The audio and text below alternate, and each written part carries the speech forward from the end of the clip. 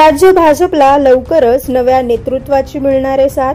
भाजपचे वरिष्ठ नेते आणि कार्यकारी प्रदेशाध्यक्ष रवींद्र चव्हाण हे आता भाजपच्या महाराष्ट्र प्रदेशाध्यक्षपदी विराजमान होणार आहेत। चंद्रशेखर बावनकुळे यांच्या जागी हा नवीन चेहरा समोर येणार असून गेल्या काही दिवसांपासून सुरू असलेल्या तर्कवितर्कांना यामुळे पूर्णविराम मिळालाय।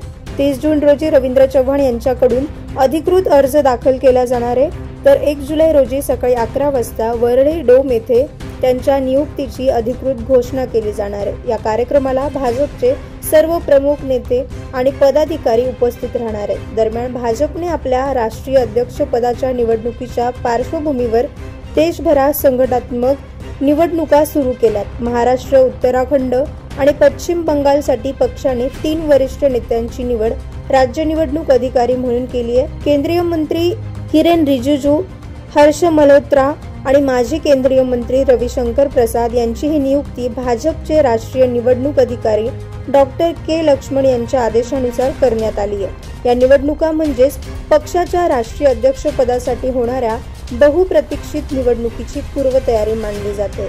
15 जुलैपूर्वी भाजपचा नवा राष्ट्रीय अध्यक्ष जाहीर होण्याची शक्यता आहे। त्यानंतर पंजाब, दिल्ली आणि अन्य राज्यांमध्येही नवे प्रदेशाध्यक्ष घोषित करण्यात येणार आहेत। राजकीय समीकरण, गट राजकारण आणि आगामी निवडणुकांच्या पार्श्वभूमीवर भाजपमध्ये सुरू असलेली ही संघटनात्मक पुनर्रचना अत्यंत निर्णायक ठरणार आहे। आता संपूर्ण राज्याचं लक्ष आहे ते रवींद्र चव्हाण यांच्या नेतृत्वात भाजप महाराष्ट्रात कसा नवा जोम गाठतो याकडे।